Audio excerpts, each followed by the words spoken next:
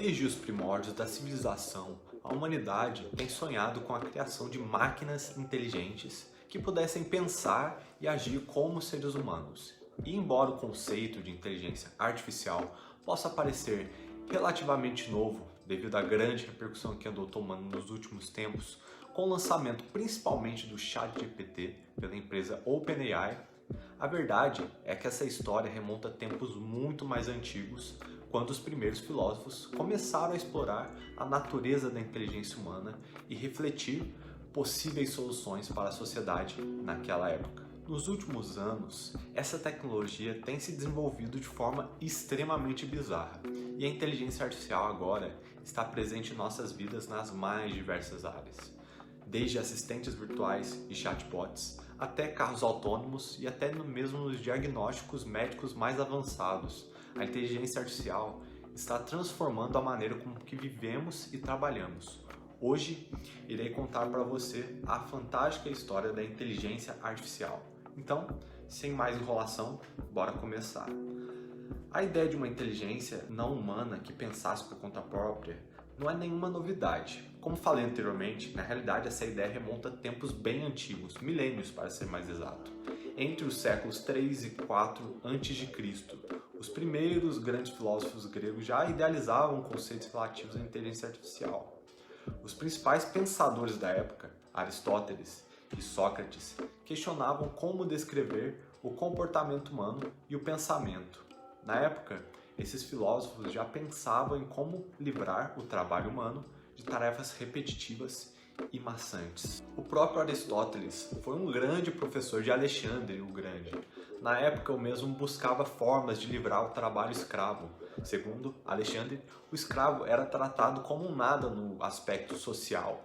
Lembre-se, lá das suas aulas de história, a escravidão durante muitos anos foi praticada. E, infelizmente, era um dos grandes pilares da sociedade naquela época e que permitia que muitos pensadores pudessem passar boa parte do seu tempo na cidade, debatendo diversos assuntos e basicamente fazendo o que um filósofo faz, que é pensar.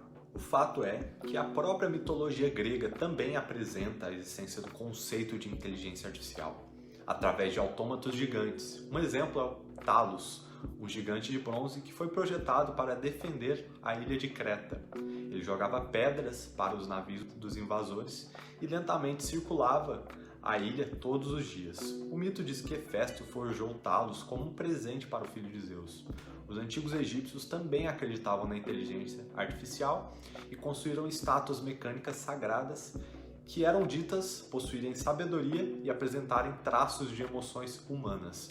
E muitas outras civilizações, ao longo dos anos, construíram autômatos humanoides em uma tentativa de reproduzir a verdadeira natureza da humanidade, em uma forma mais mecanizada, Eles também, naquele período, já estudavam conceitos de argumentação lógica, utilizando proposições como, por exemplo, proposição 1, todos os seres humanos são mortais. Proposição 2, João é um ser humano. A conclusão que temos, portanto, é João é mortal. Nesse argumento, a primeira proposição estabelece uma verdade universal sobre a mortalidade dos seres humanos. A segunda proposição é um exemplo específico que se encaixa nessa verdade universal. A conclusão segue logicamente dessas duas proposições.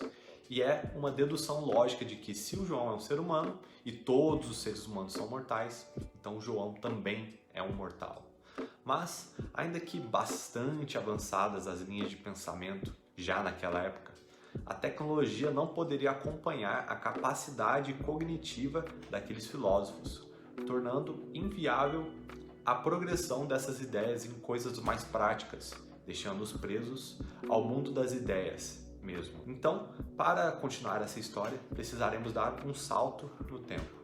Durante os séculos 17 e 18, muitos filósofos raciocinaram que o processo de pensamento humano poderia ser mecanizado. Thomas Hobbes e René Descartes exploraram a possibilidade de que todo pensamento racional pudesse ser sistematizado como o que acontece na álgebra. Hobbes acreditava que toda a ação humana poderia ser reduzida a movimentos mecânicos do corpo e que a mente era apenas uma sequência de processos físicos. Descartes, por outro lado, era mais cético em relação à ideia de que as máquinas poderiam realmente ter alguma inteligência. Ele argumentava que a mente humana era única e que não poderia ser replicada. Daí vem sua famosa frase: penso, logo existo. Outros filósofos da época, como Leibniz e Vico, também tiveram ideias sobre a possibilidade de criar máquinas inteligentes, mas nenhuma dessas ideias se concretizou até o século XIX, quando os primeiros avanços significativos em inteligência artificial começaram a acontecer. No início do século XIX, Charles Babbage e Ada Lovelace propuseram o primeiro computador mecânico geral, que ele chamou de Engine Analítico. Era o primeiro computador de uso geral que continha uma unidade de lógica aritmética, que incluiu o controle básico de fluxo e a memória integrada pela primeira vez. Os fundamentos teóricos da computação moderna progrediram de forma constante com George Boole, inventando a álgebra booleana em 1854. A álgebra booleana, em poucas palavras, é um sistema de matemática que utiliza somente duas opções, o sim ou não. Em seguida, Bertrand Russell e Alfred Whitehead descreveram a Principia Mathematica, ou também conhecida como lógica formal, uma obra publicada entre 1910 a 1913, em um total de 3 volumes. A obra apresentava um novo método para o estudo da lógica e uma notação simbólica precisa para a expressão de conceitos matemáticos. A primeira metade do século XX levou a uma explosão de ficção científica que retratava robôs artificialmente inteligentes. Obras famosas da época, tais como O Mágico de Oz, apresentavam um homem de lata que carecia de um coração, mas de outra forma atuava como qualquer outro tipo de ser humano. E em 1927, um filme de ficção científica alemão chamado Metrópolis retratou uma pessoa-máquina que se passava por uma mulher. Na década de 50, o trabalho adequado sobre inteligência artificial começou a tomar forma.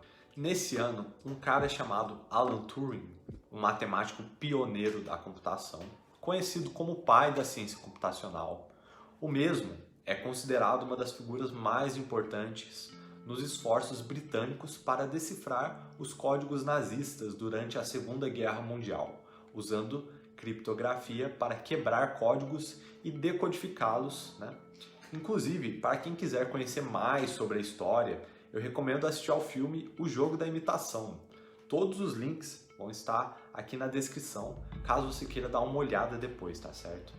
Após a guerra, em 1950, Turing se tornou diretor adjunto do Laboratório de Computação na Universidade de Manchester, em 1950.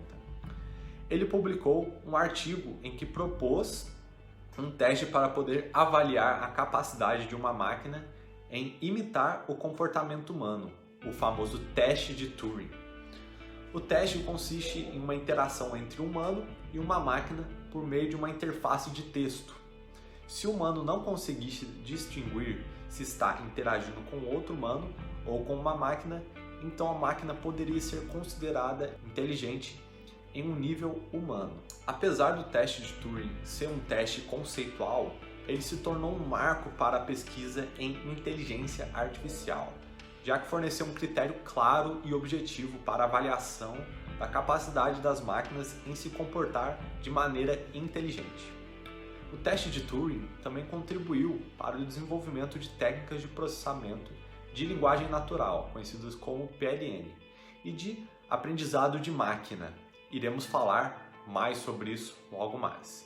Apesar do grande marco, havia alguns obstáculos em seu caminho. Naquela época, os computadores não possuíam a capacidade de armazenar comandos, apenas executá-los. E a computação era extremamente cara naquela época. Alugar um computador por um único mês custaria cerca de $200 mil, um valor extremamente absurdo. Para você ter uma noção de valores atuais, $200 mil valeria cerca de $2,5 milhões nos dias atuais, ou cerca de 13 milhões de reais. Tá barato, né? Naquela época, ainda teve duas figuras extremamente importantes: Warren McCulloch, um grande neurofisiologista americano, e Walter Pitts, um neurocientista computacional. Juntos, eles criaram um modelo chamado neurônio de McCulloch-Pitts. Esse modelo de neurônio foi usado para poder criar redes neurais artificiais, que são sistemas computacionais que podem aprender e se adaptar a novas informações.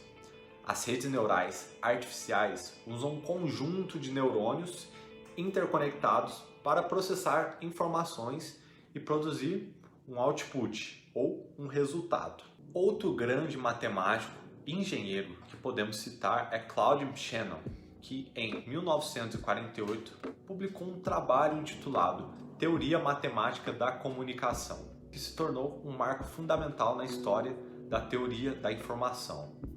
A teoria de Shannon possui contribuições cruciais para o desenvolvimento de técnicas de aprendizado de máquina e processos de sinais.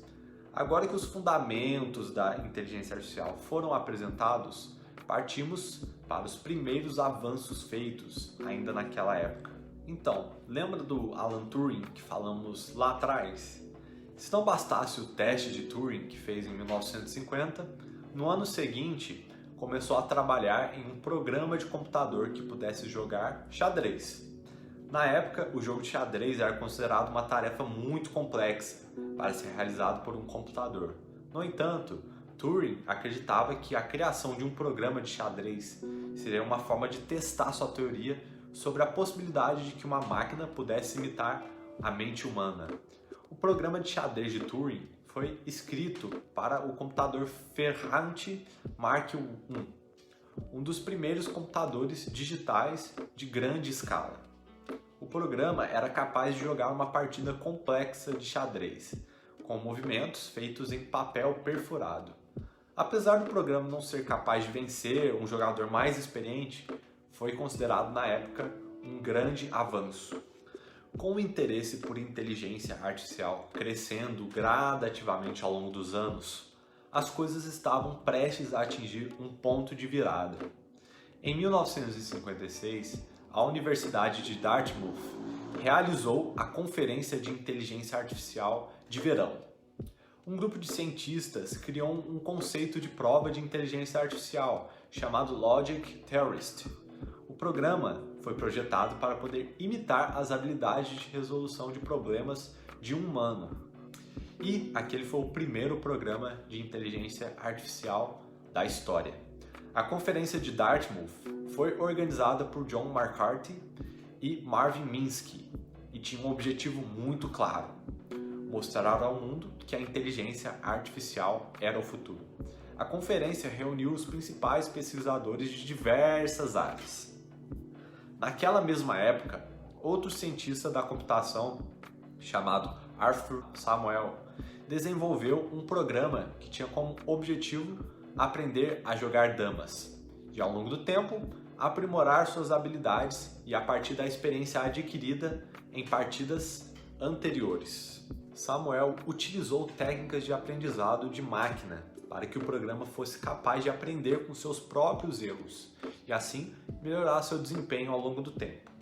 O programa de jogo de damas de Samuel mostrou que era possível desenvolver algoritmos capazes de aprender e melhorar a partir da sua experiência acumulada.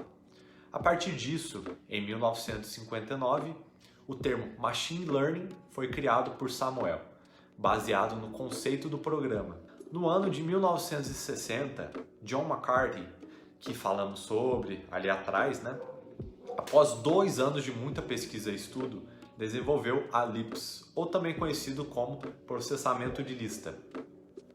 Nada mais é do que uma família de linguagens de programação.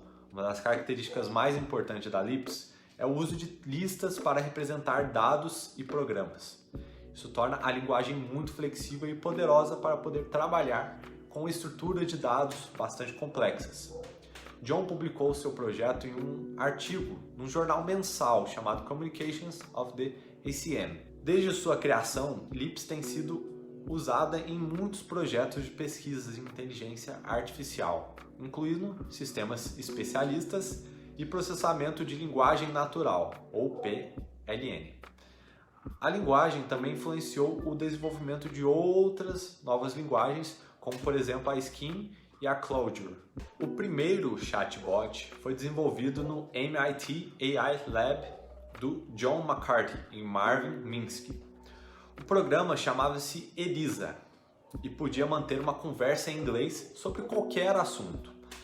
A GM, ou General Motors, também começou a usar um robô industrial chamado Unimate em sua linha de montagem de automóveis. Esses sucessos convenceram o governo dos Estados Unidos a financiar mais pesquisas em inteligência artificial em instituições de ponta.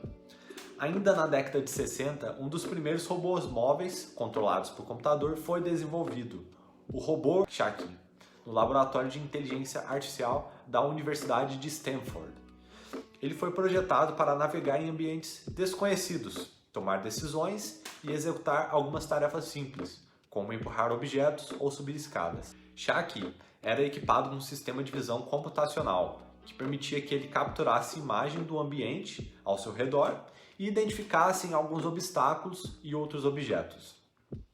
Os primeiros avanços permitiam que o robô detectasse apenas bordas e objetos simples em imagem. Com o tempo, a visão computacional evoluiu muito para incluir técnicas mais sofisticadas, como reconhecimento de padrões, segmentação de imagens e também reconhecimento facial, que conhecemos hoje em dia. Ele também possuía um sistema de planejamento que permitia que ele criasse algumas rotas para alcançar seus objetivos, bem como um sistema de controle que permitia que ele executasse tarefas físicas. Seu sucesso demonstrou que era possível criar robôs capazes de navegar em ambientes desconhecidos e tomar decisões de forma autônoma, 100% autônoma. O progresso na área de inteligência artificial nos anos 60 foi extremamente notável. Computadores ficavam cada vez mais acessíveis, mais baratos e mais rápidos. Os algoritmos de aprendizado de máquina estavam melhorando rapidamente. Contudo, um grande número de novos problemas estavam prestes a surgir. Atravessar a névoa inicial que envolvia os conceitos fundamentais de inteligência artificial ao longo daqueles últimos anos revelou uma enorme montanha de novos desafios a serem solucionados. O maior desafio era principalmente a falta de poder computacional na época, pois os computadores simplesmente não conseguiam armazenar o suficiente de informação ou processá-las rapidamente o suficiente para fazer algo significativo. Lembre-se, a comunicação humana exige o conhecimento não apenas dos significados de um enorme dicionário de palavras independentes, mas também de como entendê-las em muitas combinações e contextos mais específicos. Por conta disso, os investimentos foram sendo cortados aos poucos e por mais de uma década os avanços tecnológicos simplesmente pararam. Apenas na década de 80 e 90, com a criação das metodologias chamadas sistemas baseados em conhecimento, que as pesquisas retornaram a todo vapor. Os sistemas baseados em conhecimento se baseiam em cérebros artificiais que ajudam as pessoas a tomar decisões importantes. Eles funcionam da seguinte forma. Primeiro, um grupo de pessoas que sabem muito sobre um determinado assunto ensina ao sistema tudo o que ele precisa saber sobre um determinado assunto. Depois, quando alguém precisa tomar uma decisão muito difícil relacionada a esse assunto, o sistema usa o que aprendeu para sugerir a melhor solução possível. Imagine que um sistema baseado em conhecimento foi criado para ajudar a escolher o tratamento certo para uma doença. Os especialistas ensinariam ao sistema quais são os sintomas dessa doença, quais são os tratamentos disponíveis e quais são as consequências de cada tratamento. Quando um médico precisa escolher um tratamento para um paciente, ele pode perguntar ao sistema qual é a melhor opção com base nos sintomas do paciente e nas informações sobre os tratamentos. E o sistema usará o que aprendeu com os especialistas para sugerir o melhor tratamento.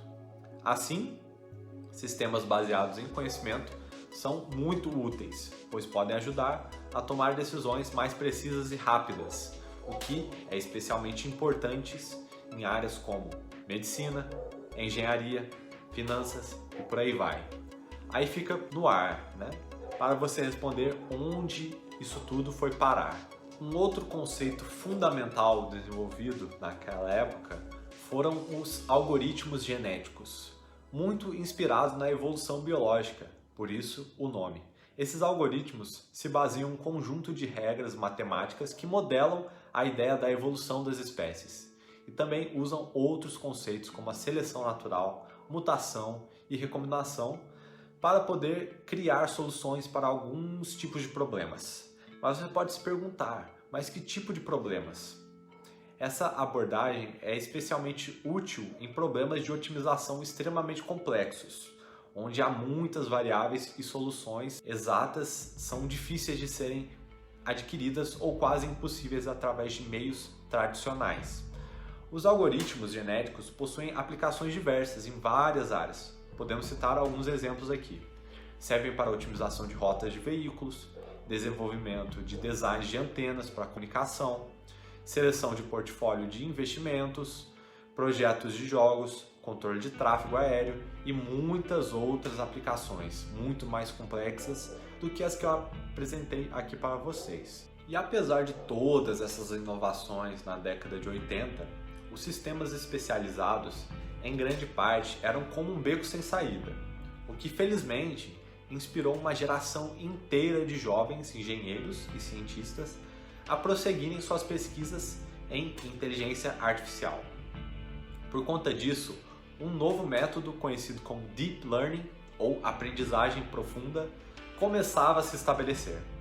Essa técnica, baseada em inteligência artificial, permite que um computador aprenda a reconhecer padrões complexos em dados.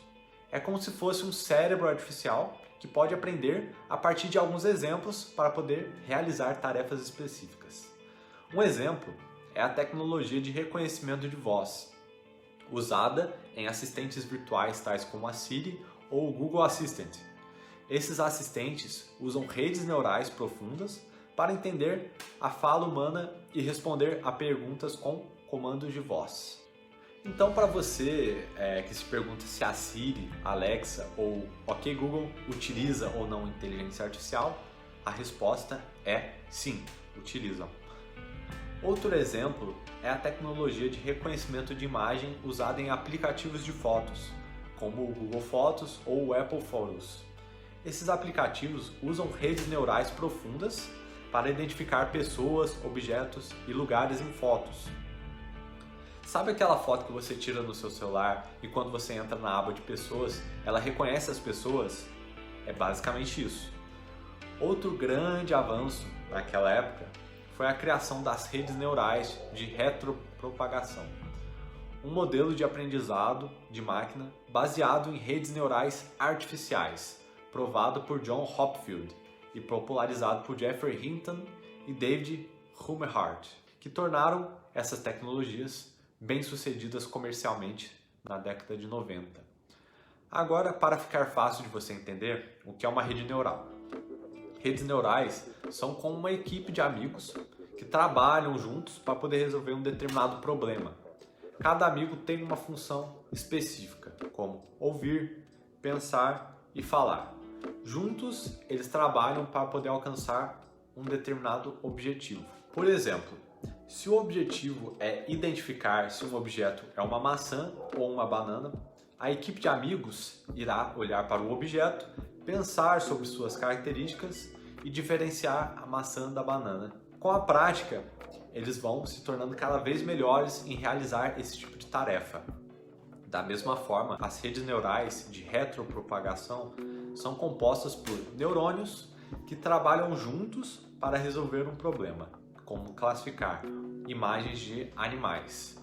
Eles aprendem com exemplos e ajustam suas conexões para poder melhorar suas respostas. Com o tempo, a rede neural se torna melhor em classificar imagens de animais com alta precisão. No ano de 1987, um platô para as inteligências artificiais se instalou. Muitos dos objetivos e ambições dos projetos foram frustrados e os investimentos logo começaram a cair. O grande público havia parado de prestar atenção nas inovações e a robótica não estava mais nas capas de todos os jornais, o que era bastante comum até aquele presente momento. Mas os principais pesquisadores de inteligência artificial continuaram trabalhando duro ano após ano, até que em 1997 a inteligência artificial voltou ao centro das atenções, quando um programa de computador de xadrez chamado Deep Blue derrotou o grande campeão mundial e grande mestre de xadrez Garry Kasparov. A partida foi muito divulgada e marcou pela primeira vez na história que um campeão mundial de xadrez havia sido derrotado por uma máquina. Agora, vamos apresentar os avanços mais recentes que vieram após essas grandes invenções dos séculos passados. Chegamos agora no século XXI, com a explosão de dados e um grande aumento na quantidade de informação disponíveis com o avanço na tecnologia. Hoje em dia é possível coletar, armazenar e analisar uma quantidade imensa de dados em tempo real, seja de pessoas, empresas, governos, dispositivos eletrônicos e muito mais. Para lidar com essa grande quantidade de dados, muitas empresas começaram a recorrer à computação em nuvem. Isso significa que elas utilizam servidores remotos que são acessados através da internet para armazenar e processar dados. Imagine que uma empresa precisa armazenar todos os seus registros de vendas de seus produtos ao longo dos anos. Em vez de comprar servidores próprios para poder armazenar esses dados, eles podem usar um serviço de computação em nuvem, como a Amazon Web Services ou o Microsoft Azure, para guardar essas informações de forma 100% segura e acessível de qualquer lugar. Isso é extremamente vantajoso, pois não precisam investir em infraestrutura própria e têm uma maior flexibilidade e escalabilidade dos seus dados a longo prazo. A própria NASA também começou a utilizar sistemas autônomos para controlar robôs na superfície de Marte, no meio da década do ano de 2000, o que ajudou a chamar a atenção do público para o empolgante progresso da robótica naquela época. A aprendizagem por reforço é um tipo de inteligência artificial que ensina um programa a tomar ações através de tentativa e erro. É como se fosse um jogo, onde o programa recebe pontos ou uma determinada recompensa por fazer as escolhas corretas e perde pontos por fazer a escolha errada. Por exemplo, imagine que queremos ensinar um programa a jogar um jogo de labirinto. O programa começa em um ponto inicial e tem que chegar a um ponto final. Ele pode escolher ir para a esquerda, direita, cima ou baixo em cada um desses passos. Se ele escolher a direção correta, ele ganha pontos. Mas se ele escolher direção errada e ficar preso em uma parede, por exemplo, ele vai perder esses pontos. E com o tempo, assim como a gente identificou no conceito de machine learning, o programa aprende qual é a melhor maneira de chegar ao final do labirinto e maximizar os seus pontos. A Tesla é um grande exemplo que fez isso com seus carros autônomos, utilizando-se dessa ferramenta de aprendizado por esforço. E agora, vamos falar um pouco sobre a mais nova inovação do mercado de inteligência artificial: os assistentes virtuais utilizando inteligência artificial. As grandes empresas de tecnologia começaram a lançar assistentes virtuais, como a Siri da Apple para o iPhone, o que ajuda as pessoas a começarem a ver o potencial da inteligência artificial em suas vidas. Esses assistentes virtuais são programas de computador que foram criados para conversar com as pessoas e ajudá-las em suas tarefas. Eles funcionam como se fossem um amigo virtual que pode ser acionado através de um aplicativo ou através também de um site. Familiarizar-se com a interação com a tecnologia de inteligência artificial se tornou possível somente no ano de 2012, quando dois pesquisadores da Google, Jeff Dean e Andrew Ng, treinaram uma grande rede neural para reconhecer imagens de gatos. Isso foi uma clara evidência de que as redes neurais eram capazes de aprender. E tudo isso foi possível graças à recente revolução do Deep Learning. Os modelos de Deep Learning eram profundos em duas vertentes bastante específicas. Uma era que as redes profundas possuíam muitas camadas, certo?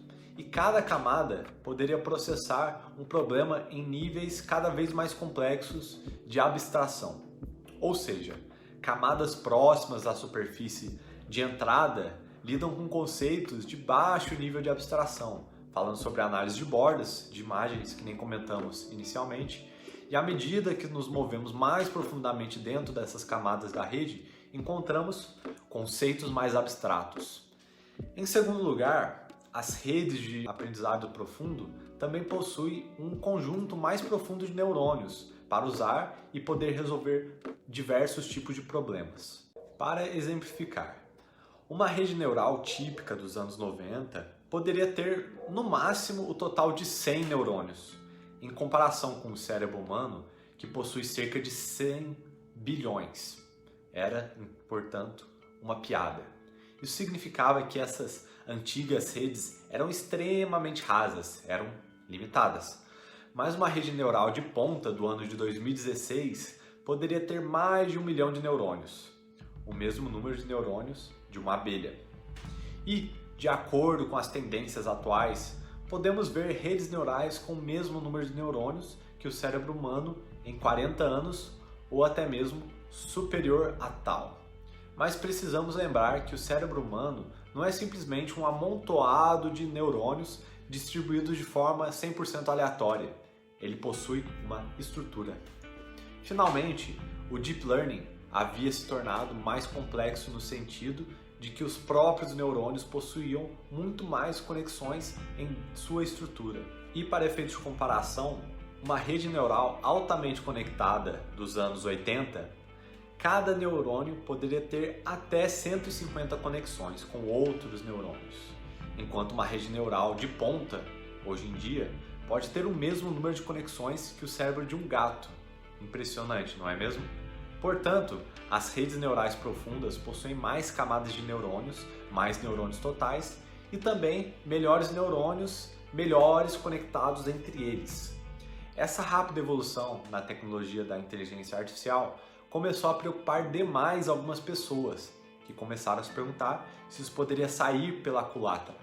A inteligência artificial ainda tem muitos céticos, afinal de contas, onde isso pode chegar?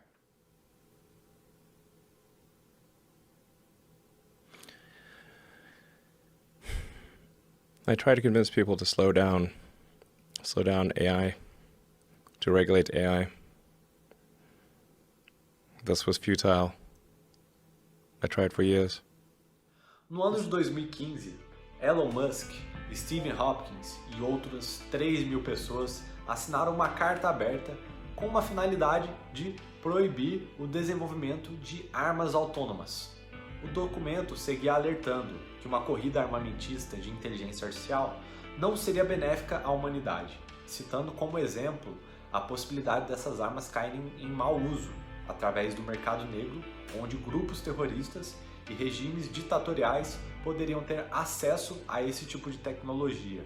Sistemas de inteligência artificial construídas usando aprendizado profundo não mostravam sinais de desaceleração, e ficou claro que alguns desses sistemas poderiam substituir os trabalhadores humanos. Isso levou a Geoffrey Hinton, o pai do moderno aprendizado profundo, a recomendar que parassem de treinar radiologistas lá no ano de 2016.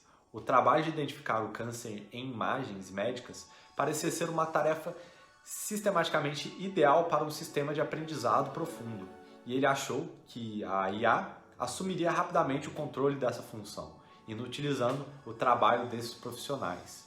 Nos últimos anos, houve também um impressionante progresso da IA nos jogos competitivos. Em 2016, a equipe da DeepMind criou um sistema de aprendizado profundo para o jogo de tabuleiro Go, chamado AlphaGo, e derrotou o até então campeão Lee Sedol em uma melhor de 5. Não apenas Lee ficou chocado ao perder para um computador, como também os comentaristas ficaram extasiados com alguns dos movimentos não convencionais jogados pela IA, que foram assumidos como erro na época, mas se mostraram estratégias brilhantes que nunca haviam sido tentadas antes. Depois de dominar jogos clássicos como xadrez e Go, os pesquisadores de IA direcionaram seus olhos para jogos de computadores mais modernos. A empresa OpenAI criou um sistema capaz de jogar jogos como Dota 2, e a DeepMind dominou as estratégias dentro do jogo StarCraft 2, dois jogos de estratégias competitivos bastante famosos no mundo do eSports. Em 2017, os pesquisadores de IA se reuniram na conferência Asilomar sobre inteligência artificial para poder discutir sobre riscos existenciais dessas inteligências artificiais. A IA agora estava ultrapassando os humanos em todos os aspectos e ficou bastante claro que os pesquisadores precisavam pensar muito cuidadosamente no design desses sistemas. A IA agora podia ser usada por qualquer pessoa com um computador simples para criar essencialmente qualquer informação digital que quisesse.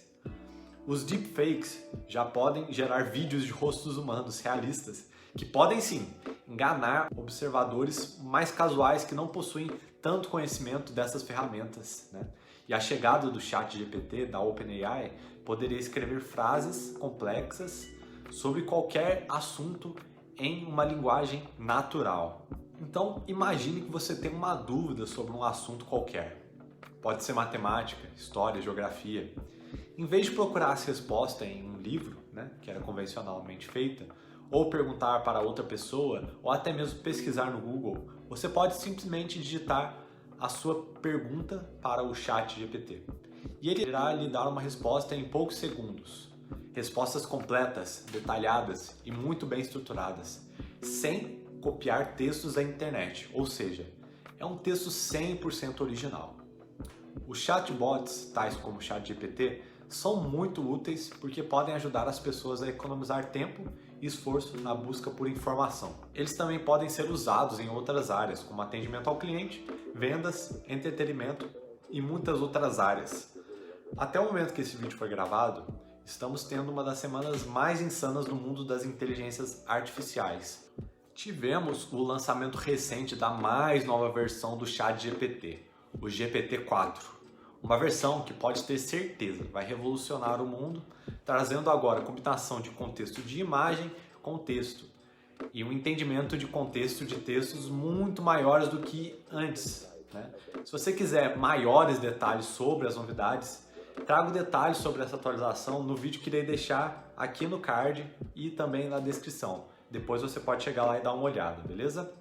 Junto do ChatGPT, tivemos um grande avanço nos geradores de imagem, tais como o DALL-E 2 e o Midjourney, que atualmente lançou sua 5ª versão, que gera imagens incríveis utilizando inteligência artificial.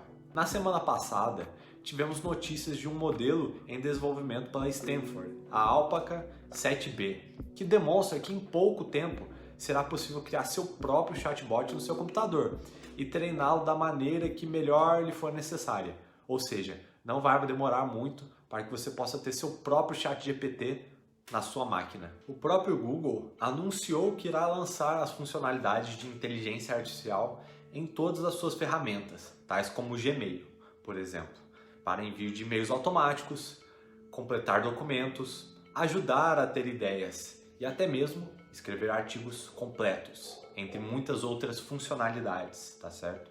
O Bard, também grande novidade aí do Google, veio como o principal concorrente do ChatGPT, mas ainda não está 100% preparado para poder bater de frente, tá certo? Inclusive as ações do Google na data em que eles fizeram a divulgação caíram drasticamente devido a isso. O mesmo é válido para as ferramentas da Microsoft, em especial as ferramentas do pacote Office e do Outlook, que também irão aceitar a inteligência artificial. Também a chegada do Bing Chat, juntamente com um gerador de imagens dentro da sua estrutura, o que seria basicamente como um ChatGPT junto de um Midjourney. Bastante inovador e com certeza vai estar batendo de frente com muitas das ferramentas que estão por vir. A Adobe, ainda na semana passada, também anunciou o beta do Firefly, um modelo de geração de imagem que utiliza IA, treinado para criar imagens da Adobe Stock e Creative, que são bases de dados bastante robustas, contendo diversas imagens para deixar o motor de dados do Firefly extremamente robusto. Como podemos perceber, o grande boom das inteligências artificiais está acontecendo agora. Esse vídeo daqui 1-2 semanas com certeza vai estar desatualizado em relação às novidades que eu estou trazendo aqui. Você pode ter certeza disso. E isso é essencialmente algo a se ter atenção, pois quem surfar a onda dessas tecnologias com certeza estará à frente num futuro muito próximo. Outras empresas que estão vindo com algumas novidades nesses últimos dias. O Opera anunciou a adição da IA dentro do seu navegador. A Microsoft Loop, que é a versão de inteligência artificial da plataforma da Notion, também já utiliza. O Canva já está utilizando funções de design e animação para inteligências artificiais. A Ubisoft anunciou a ferramenta de inteligência artificial para a geração de diálogos para personagens de jogos e a Unreal Engine, que trouxe a MetaHuman. Então, pessoal, essa foi a fantástica história das inteligências artificiais. Me diga aqui nos comentários o que você achou. Preciso desse feedback de vocês para que eu possa estar criando mais histórias como essa no futuro, de uma forma bastante dinâmica e ao mesmo tempo não trazendo um conteúdo superficial. Conto com vocês para que eu possa trazer mais vídeos bem produzidos como esse. Então, para ficar antenado sobre as novidades aqui no Empreendedor X, já se inscreve que teremos vídeos novos todas as semanas. No mais, pessoal, é isso. Muito obrigado pela sua atenção de quem veio até o final e até a próxima.